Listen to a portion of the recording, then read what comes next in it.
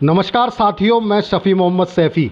जैसा आप सभी को मालूम है, एक हमारी सीरीज़ चल रही है शख्सियत में हम आपको ऐसे लोगों से आपका परिचय कराते हैं जो समाज के हित में काम कर रहे हैं, जिनके लगातार प्रयासों से लोगों को फ़ायदा हो रहा है।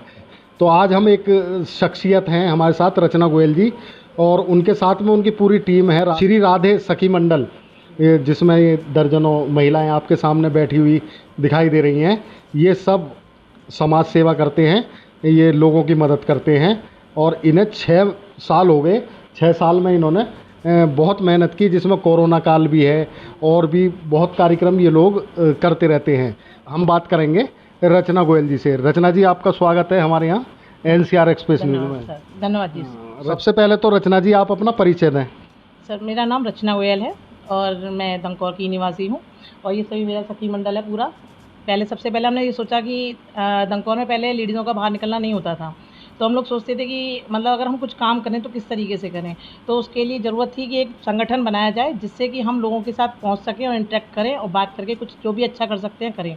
तो उसके लिए मेरे इन सभी फ्रेंडों ने मेरा साथ दिया और आज हमारा संगठन श्री राधे सखी मंडल के नाम से पहचाना जाता है। और तब से हमारा ग्रुप किसी न किसी चैरिटी के लिए काम जहाँ भी होता है पता चलती है, तो हम लोग प्रयास रहता है कि उसे अच्छे से तरीके से कर सकें।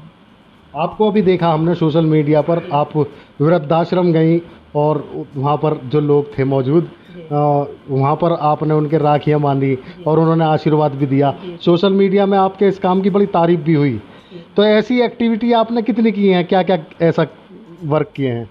सर, हमारा कोई टारगेट नहीं है कि हमें किसी विशेष काम के लिए ही कुछ काम करना है। हमें जब भी कोई नज़र आता है कि हाँ, जहाँ सोशल वर्क होना चाहिए या उस समाज किसी भी व्यक्ति को हमारी ज़रूरत है, तो हम पहले उस आपस में सलाह करते हैं और फिर उस हिसाब से हम आगे अपना रणनीति तैयार करते हैं। तो ये इसी तरीके से वृद्धाश्रम जाना हुआ अभी बीच में, तो उसके लिए ये सोचा कि अब अपने क्षेत्र में ही रह के कुछ कार्य करना चाहिए। जो अनाथ आश्रम होते हैं या बड़े बुज़ुर्ग होते हैं, इन लोगों के पास कोई नहीं जाता। तो मेरा सबसे पहले यही मोटिव था कि उन लोगों के बीच जाया जाए और राखी बांधी जाए। तो इस वजह से हम लोग सब लोगों ने सलाह की और फिर हम लोग वहाँ गए और राखी बांधी उन लोगों की। इसी तरीके से हमारे धीरे-धीरे जो भी प्रोग्राम होते हैं, सब आपस में मिलकर जो भी सलाह होती है उस हिसाब से आगे बढ़ते हैं। अच्छा, आपके इस संगठन में कितने लोग काम करते हैं, कितनी महिलाएं? सर, महिलाएं तो बहुत सारी हम लोगों से जुड़ी हुई हैं, मगर कुछ ऐसे परिवार हैं जो नहीं चाहते कि मतलब महिलाएं समाज के आगे सामने आएँ। पर कोई भी नेता जभी होता है आगे सबसे बड़ा बनता है जभी उनके पीछे उसकी टीम मजबूत होती है। मेरे पीछे मेरे काफ़ी सारी टीम मजबूत है, तो वो लोग मुझे सपोर्ट करते हैं और मैं आगे मेरा चेहरा तो दिखाई देता है, बट ये लोग मेरी टीम, पर्दे की टीम, पीछे की टीम है जो दिखाई नहीं देती, बट ये सबका सहयोग मेरे को पूरी तरह मिलता है। अच्छा, आप हमें बिलासपुर में मिली कोरोना के वक्त में। 2 साल पहले की बात है लगभग। आपके पास गाड़ी में बहुत सारा सामान था, आपकी मंडली का ये वो था, और आपकी किट में भी बहुत सामान था। ऐसा कोरोना काल में बहुत कम लोगों ने सहयोग किया और सैकड़ों की संख्या में थी आपके पास। आपने जब भी सहयोग किया, तो कोरोना काल में भी आपके संगठन ने कुछ इस तरह की मदद की थी लोगों की? जी सर, कोरोना काल में हम लोगों ने प्रयास किया कि जो लोग झुग्गी झोंपड़ी वाले हैं, ये लोग अपना मासिक राशन इकट्ठा नहीं कर पाते।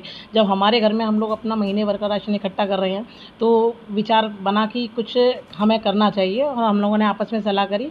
तो फिर हमने एक किट तैयार करी और वो घर-घर जाकर हम लोगों ने उन लोगों से मिले, उन लोगों को किट दी और उन्हें बताया कि किस तरीके से सेफ्टी से रहना चाहिए, क्योंकि वो लोग सोशल मीडिया से जुड़े हुए नहीं हैं, तो उन लोगों को ये भी नहीं पता था कि किस तरीके से बचाव करना चाहिए।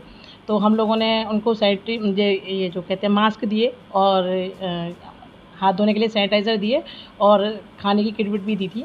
तो थोड़ा बहुत जो हमसे बन सकता है हम लोग कोशिश करते हैं अच्छे से अच्छा करें। अच्छा रचना जी, आप बहुत बड़ा काम कर रही हो। ये हर काम करने के लिए महंगाई का दौर है, फाइनेंशियली ज़रूरत पड़ती है, पैसा इकट्ठा करना होता। तो किस तरह आप ये इंतज़ाम करती हैं?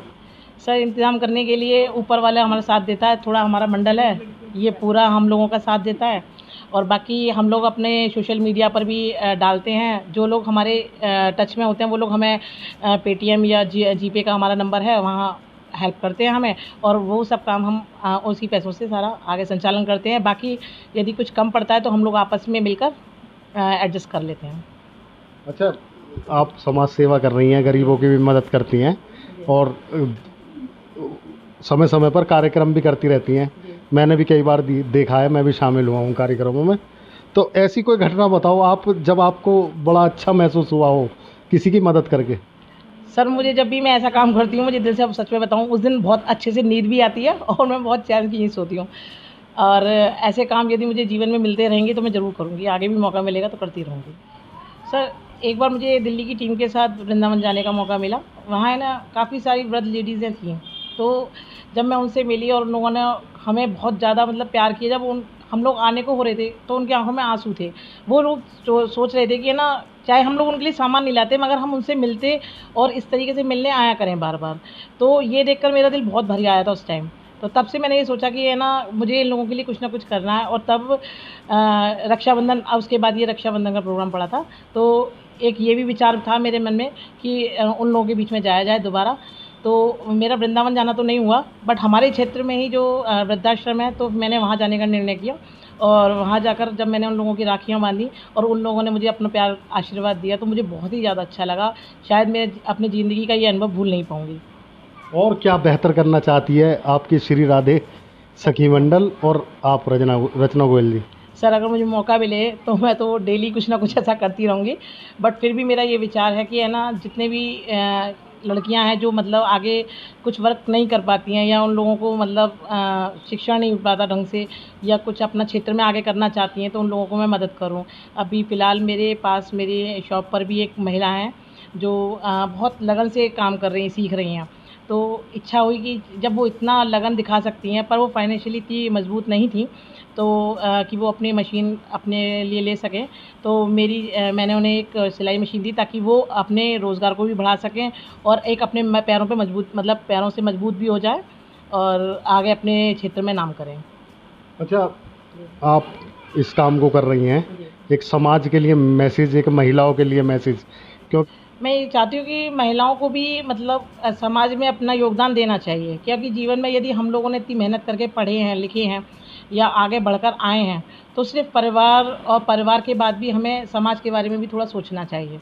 और जितना भी हो सके, अगर ज़्यादा भी नहीं कर सकते हैं तो ₹1 रोज़ की सेविंग करेंगे तो ₹30 हमारे महीने के इकट्ठे होते हैं। और अगर हम ₹30 से भी किसी एक भूखे व्यक्ति को खाना खिलाते हैं, तो चाहे उसकी मतलब ज़्यादा हम तो नहीं कर पाए, पर फिर भी एक भूखे व्यक्ति को जब खाना खिलाओगे तो आपको उसका आनंद अलग ही महसूस होगा।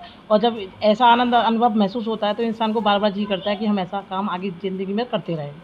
साथियों, आपने देखा कि रचना गोयल जी का कहना है कि जिस दिन वो किसी की मदद करती हैं उन्हें बहुत सुकून मिलता है, बहुत अच्छी नींद आती है। बाकी और मंडल की जो महिलाएं बैठी हैं उन सबके सहयोग से, ऐसा सहयोग साथ का ही नहीं, फाइनेंशियली सहयोग, ये सब लोग पैसा इकट्ठा करते हैं, गरीबों की मदद करते हैं, जिसमें गरीब लड़कियों की शादियां कराते हैं और गरीब परिवारों की मदद करते हैं, हर तरीके से मदद करते हैं। तो इन सभी लोगों का ये कहना है कि सभी लोग इन कामों के लिए आगे आएँ और ऐसे लोगों की मदद करें जो लाचार हैं, गरीब हैं, और हम इस लायक हैं तो उन लोगों की एक तरीके से सेवा करें। उनका कहना है कि मैं वृद्धाश्रम गई तो जब उन्होंने एक लड़के के राखी बांधी तो उसकी आंखों में आंसू आ गए। इतना प्यार उन्हें वहाँ से मिला और बुज़ुर्गों का आशीर्वाद मिला कि ये वह सोच नहीं सकती। उनका कहना है कि बहुत सुकून मिलता है हमें समाज सेवा करके।